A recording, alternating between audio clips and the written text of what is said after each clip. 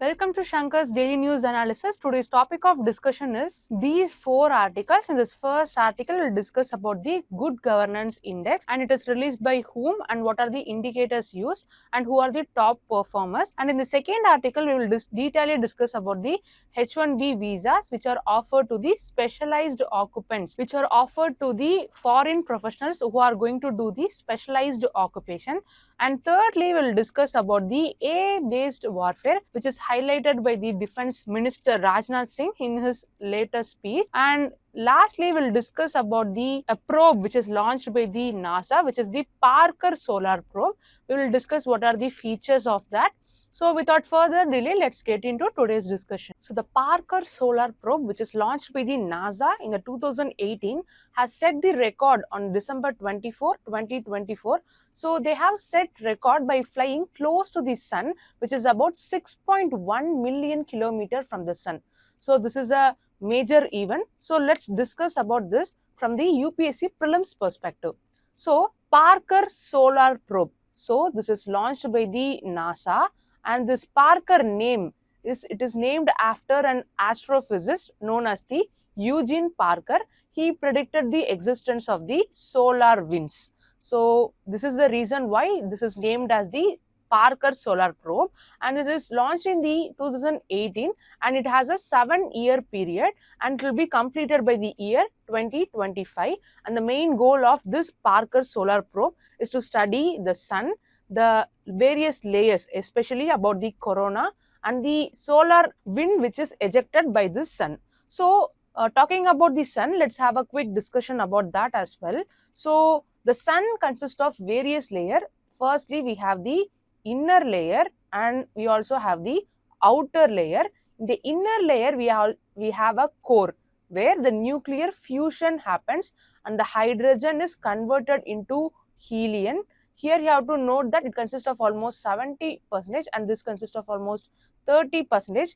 While the fusion is happening, there will be a release of light and heat which we are observing, and the heat from this core is transferred to the other layer. This is called as the radioactive layer because the energy is transmitted because of the radiation. And following this layer, we also have another layer which is called as the convective layer because the heat is transferred with the process of convection in this layer. And similarly, we also have the outer layer in the sun, starting with photosphere, which is the layer visible to us. And secondly, we also have the chromosphere. So this is nothing but it consists of a reddish glow, and this reddish glow is visible only during the solar eclipse. Similarly, we also have the third and the final outer layer called as the corona, and this is where the Parker Solar Probe has reached and set the record. So with this understanding, let's have an understanding about the key features and what is the significance of this Parker Solar Probe. So you may wonder how it is able to withstand this high temperature. So this probe consists of a heat shield and it can withstand almost 1000 degrees Celsius, and they also have the capacity to maintain the instrument at a temperature of about 29 degrees Celsius. This is the feature which is enabling the resistance to this high amount of temperature in the sun. So we have already seen this. It has a closest approach of about 6.1 million kilometers from the sun, and they have a speed of about 6,90,000 kilometers per hour. So if we can compare it to real life, it can travel a distance of about Delhi to Chennai in about 10 minutes. This is the speed they are talking about, and this Parker Solar Probe has a another important feature. It is the fastest human made object, and this windshield, we have already discussed about this feature, and this Parker probe is designed and it is managed by the NASA and the Johns Hopkins Astrophysics Limited, and this Parker probe is launched by the vehicle called as the Delta IV heavy vehicle. So now we will discuss what are the scientific instruments present in this solar Parker probe. First, we have the fields, and this will measure the scale as well as the shape of the electric and magnetic fields of the sun's atmosphere. It also has ISO IS, which is nothing but integrated science investigation of sun, and this consists of two complementary instruments, and they will measure what is the particles which is across the wide range of energy. This is the function of ISO IS. Similarly, we also have WISPR, which is nothing but wide field image of the Parker solar probe, and they will capture the image of corona and the inner heliosphere. So if you wonder what is heliosphere, it is like a bubble like structure which is surrounding the entire sun and all the solar system. So this is created by the ejection of solar in by the sun, and this will act as a protective layer against all other cosmic radiation which is ejected by the other bodies. So this is like a protective layer around the solar system created by the solar wind. And the last scientific instrument present in this is the sweep, which is nothing but solar wind, electron, alpha and proton. So it will measure the properties of the solar wind. For example, it will measure the density, speed of the electron, alpha and the proton, which is contributing the solar wind. So having studied about all the features, so this is where the question can arise. So they might ask the launch vehicle, what is the special feature of this Parker probe? These are the possible question with respect to this. And now let's see what is the significance of this solar, that is the Parker solar probe. Firstly, it will help us to understand why the corona, that is the outer layer of the sun, is much hotter than the surface. So we also have a feature, that is the fields, which is used to measure the electric and magnetic field. So it will help us to understand how do they interact with each other, and it will also help us to understand how the sun is able to expel this amount of solar wind into the space, and it will also help us to understand how the particles are able to gain high speeds, that is the particles in the solar wind are able to gain such a high speed. These are the significance of this particular Parker solar probe. So with this understanding, let's see a prelims practice question. Which of the following is not the instrument used in the Parker probe? So electromagnetic investigation we have, that is the fields, and C, solar wind, electron, alpha and proton. This is also available in the Parker probe. Wide field imager for Parker solar probe. So but A, which is the plasma analyzer package, is not present in the Parker solar probe. So the correct option would be A. So with this, let's see the next article discussion. So this is the next article that we're going to discuss today. The article says that the center not to release its 2023 Good Governance Index, and it will focus on the 2025.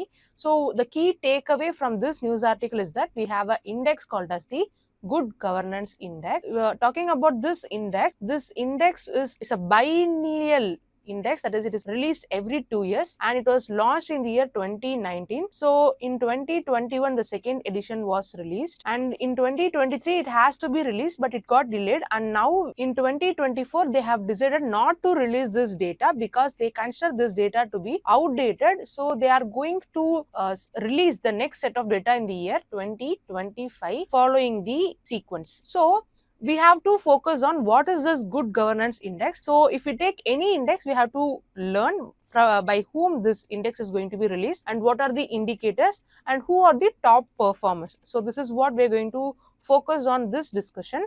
So talking about the important points in this article, they have talked about the Good Governance Day, which is celebrated on December 25, which is the birth anniversary of the former Prime Minister Atal Bihari Vajpayee, and the Good Governance Week is celebrated from December 19 to 25. So these are the two important points mentioned here. So with this, let's get into today's discussion.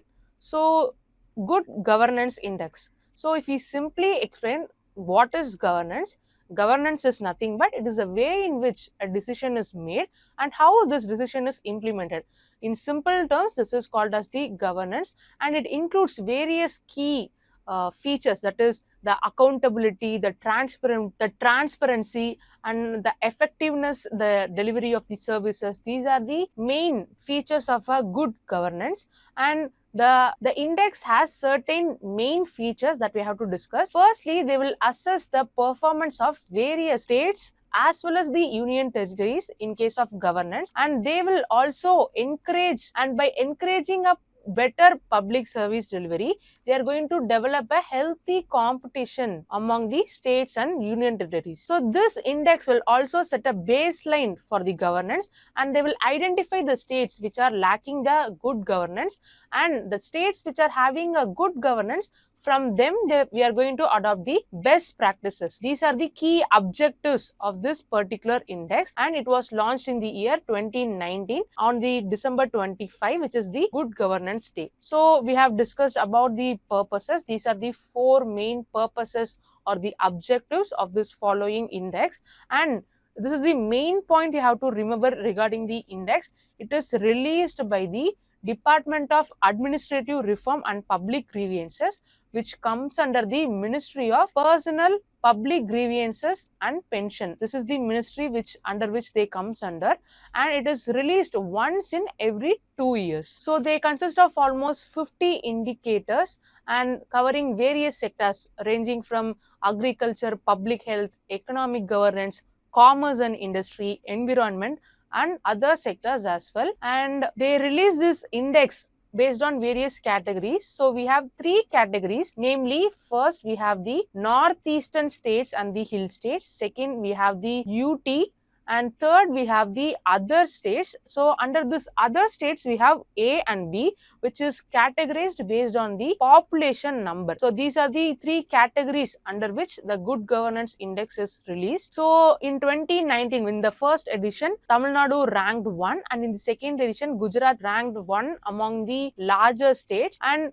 if we follow the trend, we can observe that almost 20 states have shown improvement comparing to the 2019. So generally, Tamil Nadu performs better comparing to the other states, and the southern states show a better performance comparing to the northern states. And about the categories, we have already discussed. So now let's discuss what are the various shortcomings in this particular index. So they have excluded various important indicators such as the farmers' income, the micro irrigation, water conservation, and the industrial investment inflow. So all these indicators are excluded, which is a shortcoming in this particular index. And they have also shown overemphasis on the ease of doing business because they have given a high weightage to the commerce and industry rather giving to the MSME growth. So this is also another shortcoming with respect to the Good Governance Index. Also, there is an ongoing debate between the balance between a process-based indicator and a outcome-based indicator. So these are the following shortcomings. So by rectifying these shortcomings, we can enhance the robustness of this particular index.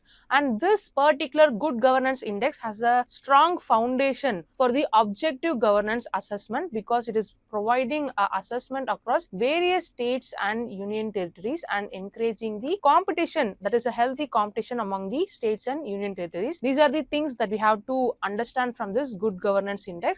So two main things I would suggest you to remember is by whom it is released, that is the ministry and the department, and what are the indicators. And we can see the Tamil Nadu performs better among the other states. So with this, let's see a prelims practice question. What is the primary purpose of the Good Governance Index? Option B, to encourage the states to improve the better public service delivery. So this is the answer. So with this, let's see the next article discussion for today. So recently, our Defense Minister Rajnath Singh has addressed in the Army War College, which is located in the Indore, Madhya Pradesh. So there he said that they addressed about the increasing AI-based warfare and the cyber security threat. He has also highlighted another important thing regarding the defense export. So in the last decade, the defense export was about 2,000. Now it has increased to about 21,000 crores. And we are also going to aim for about, and we also have a goal to achieve almost 50,000 defense export, 50,000 crore defense export by the year 2029. So we are going to focus about the AI-based warfare in this article discussion. AI-based warfare is nothing but in warfare, we are going to use the artificial intelligence for the purpose of operational, strategic, strategic and the tactical purposes. So here we have enlisted what are the applications of AI in the defense. Firstly, we have the autonomous weapons, and we can use AI drones and AI driven robots to engage as well as to target the enemies. This is the first application of the AI in case of defense. Secondly, we can also use it for the surveillance and the reconnaissance. So we can use AI driven data analytics to have a situational awareness.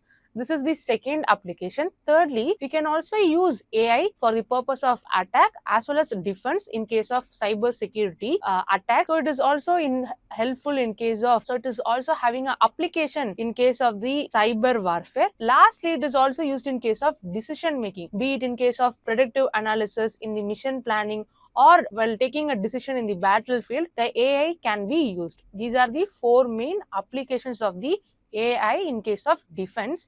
So now let's see what are the threats and challenges because of using AI in case of defense. First is the ethical concern. So the autonomous systems and the weapons might not have accountability. This is the first ethical concern, and it can also increase the speed of the conflicts because it is because of the high speed of the automation.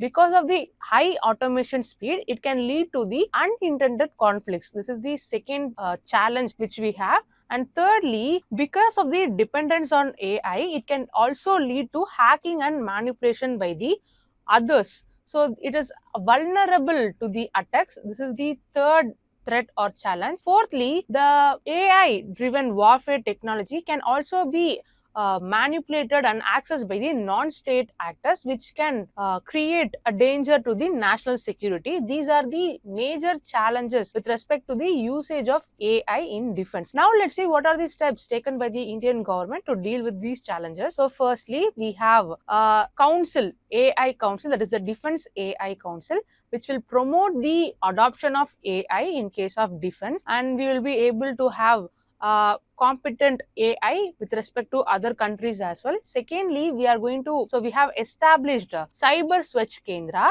and it is established by the CERT in, and it is nothing but it is a malware analysis center. So this is the main objective of the establishment of this Cyber Swachh Kendra. So these analysis center will tackle all the cyber security threats. Thirdly, we have a project called as the Santusht. So in this project we are going to use AI for the purpose of surveillance as well as in case of unmanned system. And next we have autonomous drones and robotic system. This is used for the purpose of securing the border regions, as well as it will be able to create additional support for the defense personnel. Next, with respect to the indigenous development, we have the IDX, which is nothing but Innovations for the Defense Excellence Program. So under this program, we are going to collaborate with the startup as well as the private companies for creating AI-driven solutions for the defense. And next we have the LAWS, which is nothing but the Lethal Autonomous Weapon System. So the main focus of this is to create this laws and the AI training simulators, and we also have a specialized policy to deal with the cyber security. This is called as the National Cyber Security Policy. This policy mainly addresses what are the emerging threats in case of so this policy mainly address what are the emerging threats because of the usage of AI. And the CERT-in, which launched, so we already saw, right, the CERT-in which has created a Cyber Swachh Kendra. So they have also another function. So they create they conduct cyber security drills for the critical sectors, for such as sectors such as finance, the power and the health sector. So they will create the cyber security drills to increase their effectiveness and the efficiency. So in case of training and skill development, we are going to integrate AI related modules in case of the National Defense Academy and the military institutes. So this will increase the awareness and knowledge regarding the AI based attacks, and we can also improve the capacity building by focusing programs on the cyber forensics and the AI technologies. So these are the things that we have to understand from the this article, that is the AI based warfare. So with this, let's see a prelims practice question. With reference to AI in modern warfare, consider the following statements. AI based system can be used for autonomous decision making in combat operations. Yes, we have seen this. This is the correct option. And second, this is a correct statement. And second, India has developed and demonstrated drone swarms integrated with the AI. So this is also correct. Third statement, AI systems are not applicable in case of logistics in the military operations. So this is incorrect. It is applicable in everything. So sorry, this is incorrect because AI is applicable in the logistic operations. So the correct option would be A, 1 and 2 only. So with this, we'll conclude the discussion on this article, and now let's move on to the next one. So this particular article about the H1B visa is given by the American to the skilled foreign professionals. So this is given in the explained economics of the Indian Express newspaper. So you have to understand that almost 72% of the H1B visas are granted to the Indians. So Indians are highly benefited from this particular H1B visa. So let's take a quick look about that. So this is a non-immigrant visa which is offered by the US, and it is a visa which is granted to the foreign professionals who are specialized occupations. So here specialized occupation is the primary and the important keyword. It is not granted to all the foreign professionals. It is going to be granted to the professionals who are having a special knowledge, that is a theoretical and practical knowledge, and they are able to apply their special knowledge in a specialized sector. This is called as the specialized occupation, and only to the persons who satisfy the specialized occupation category this H1B visa is offered. So this H1B visa is granted, and it is eligible to the bachelor degrees or any higher degree in the case of IT, finance and the STEM, which is the science and tech, engineering and the mathematics, and it is granted to a period of about 3 years, and it is also extendable up to a period of 6 years. And with respect to H4 visa, so these are the type of visa which are granted to the dependents, that is the spouse or the children who are aged below the age of 21, to the H1 visa holders, H1B visa holders. This is called as the H4 visa. So the key word you have to remember is it is offered to the foreign professionals who are having a specialized skill to do a specialized occupation. This is the primary and the important category. So now let's see what is the role of India. As already said, almost 72% of the H1B visa is granted to Indians, and next comes the China, and they dominant in the field of IT and the STEM. So when Indians are working in America, because of getting this H1B visa, they will send certain remittance to the India. So this will contribute to the Indian forex, and added to that, because of the Indian skilled professionals working in the developed nations such as America, it is creating a global image for the Indians among the other countries. And another disadvantage is that because all the skilled professionals, most of the skilled professionals are going to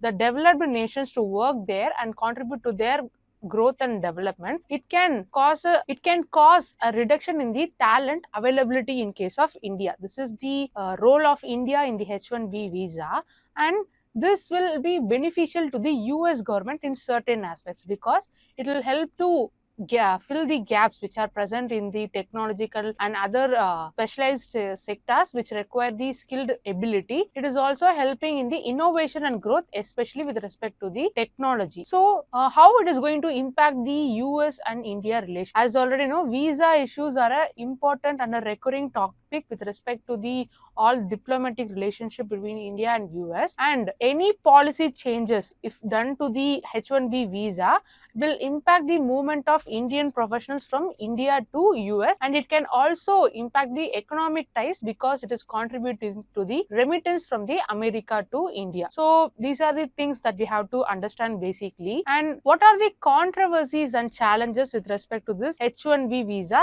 in the US? So many critics are saying that it is going to displace the workers who are in America, and many employers are preferring the Indian or any foreign professionals comparing to the American workers because they can offer a lower wage, so they are going to prefer this. So this is highly criticized with respect to America, and there are also ongoing political debates for the reformation and also restricting this program of offering the H1B visa. So many are suggesting reforms in case of H1B visa. So they are suggesting to introduce a merit-based system which will safeguard against the misuse of this H1B visa. So I said, right, I mentioned about the specialty occupation. So they are suggesting for a stricter scrutiny with respect to the complaints with this specialty occupation. That is, this particular category is either followed strictly while offering a H1B visa. This has to be monitored strictly. This is another suggestion which is posed by the America critics. So also during the pandemic period, many gave proposals to suspend this program totally because they thought that this is actually displacing the local jobs which are available to the America. So what actions can be taken by the Indian government to deal with these challenges? Firstly, we saw there is a lack of talent availability in India as well because of the outflow of all these talents to the developed nation. So we can impart programs like the Skill India program and the Startup India program. So this will help us to improve our skills, also create an opportunity to create an employment within India itself. So thereby we can reduce the dependency on the jobs which are present in the foreign market. We can also engage in diplomatic engagements to ensure there is a fair and transparent visa policies, and we can also advocate for the rights of Indian professionals who are working in the American soil. So these are the steps which can taken by the Indian government to deal with the challenges which we discussed in the previous slides. So basic thing you have to understand is that it is granted to the specialized occupation and not to all, and we have to know about the eligibility of this and basic challenges and these steps which has to be taken by the Indian government. So with this, let's see a prelims practice question. What is the primary purpose of this H1B visa? So family reunification, no. Employment in the specialized field, yes, this is the correct option. So permanent residency, no, it is offered by the green card. And education and training, no, this is the correct option for this particular question. So with this, let's conclude the discussion on this article. We have come to the end of today's video. If you found the video informative, do hit like, give your feedback, comment, and do not forget to subscribe. Thank you. Have a nice day.